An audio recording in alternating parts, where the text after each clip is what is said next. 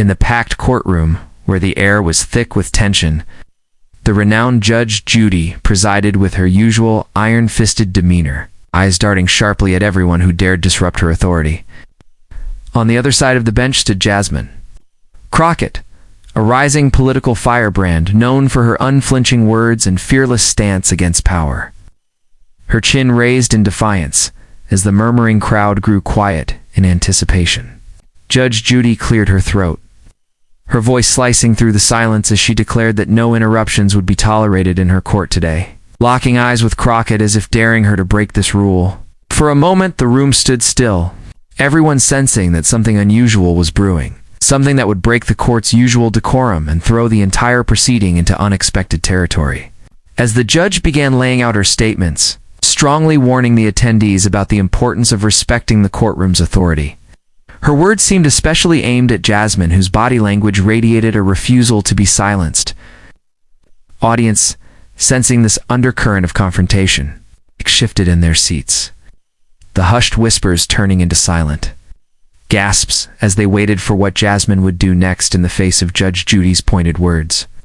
With a small but unmistakable smirk curling at the corner of her lips, Jasmine tapped her fingers lightly on the wooden desk, drawing the judge's piercing gaze even sharper in her direction, silently challenging the power dynamic that had ruled this courtroom for years.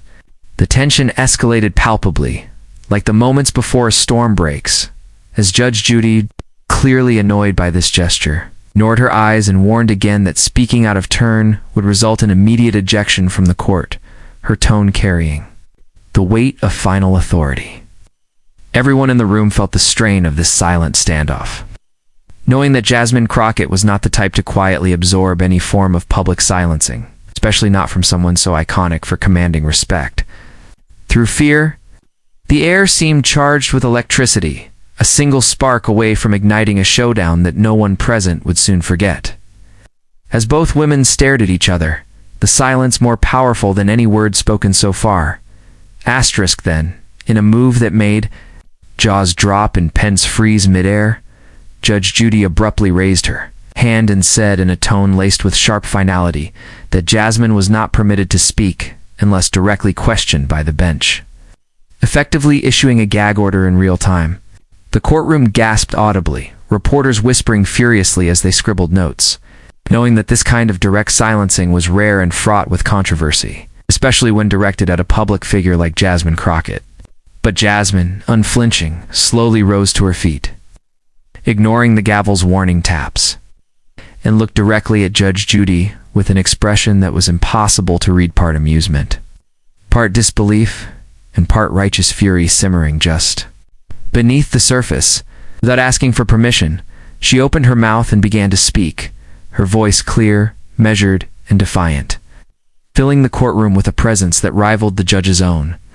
"With all due respect, Your Honor," she began, her tone cool but edged with steel, "you may control this courtroom, but you will not control my voice when truth is at stake." The room exploded into a mixture of gasps and shocked murmurs, as cameras clicked frantically, capturing the moment that would soon dominate headlines. Judge Judy's face stiffened, her mouth opening slightly in surprise, clearly not expecting such a bold refusal of her command in front of so many witnesses, her authority openly questioned in a manner rarely seen in her storied career. For a moment, the only sound was the distant buzz of the overhead lights, as everyone waited to see if the famously uncompromising judge would explode in rage or take the confrontation to an even higher level. But Jasmine stood her ground, her posture unyielding, her gaze never leaving the bench, making it clear that she would not sit down or shut up simply because she was ordered to. Her courage electrified the air, the unspoken challenge burning between them like a live wire stretched tight, daring Judge Judy to respond with something stronger than words. Asterisk.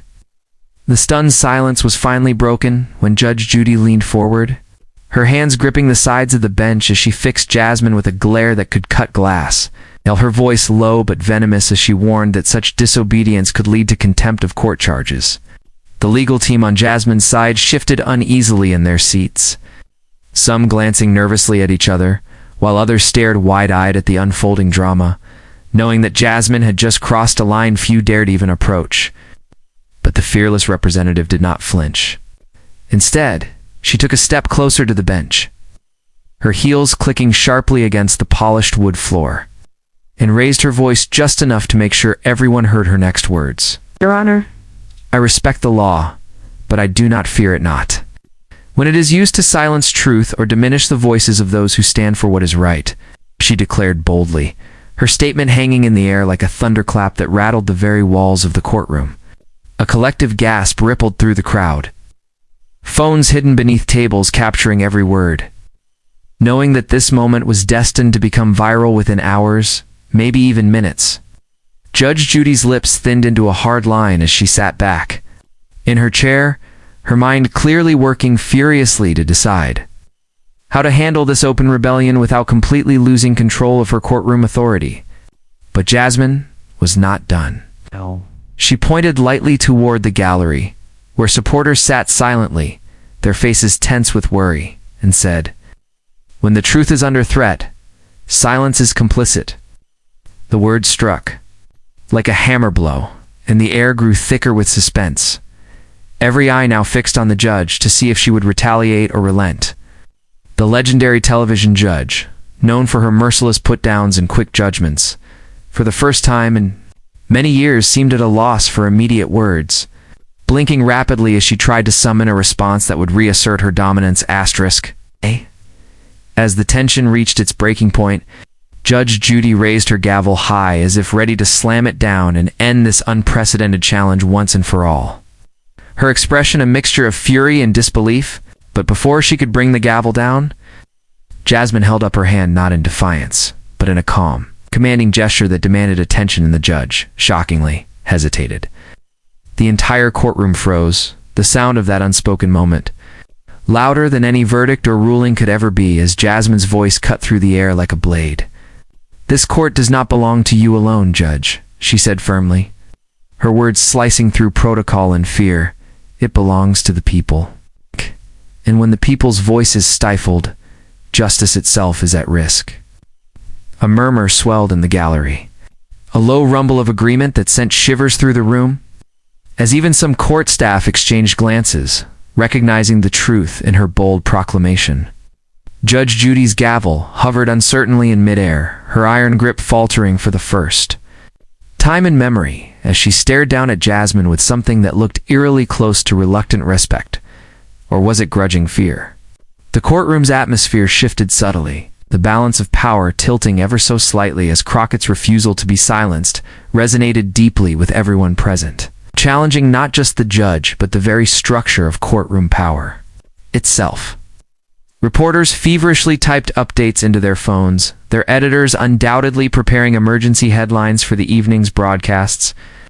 Knowing they were witnessing history in the making, Jasmine took another step forward, her confidence unshaken, presence filling the space with a righteous energy that made even the bailiff lowered his hand from the stun baton hanging at his side.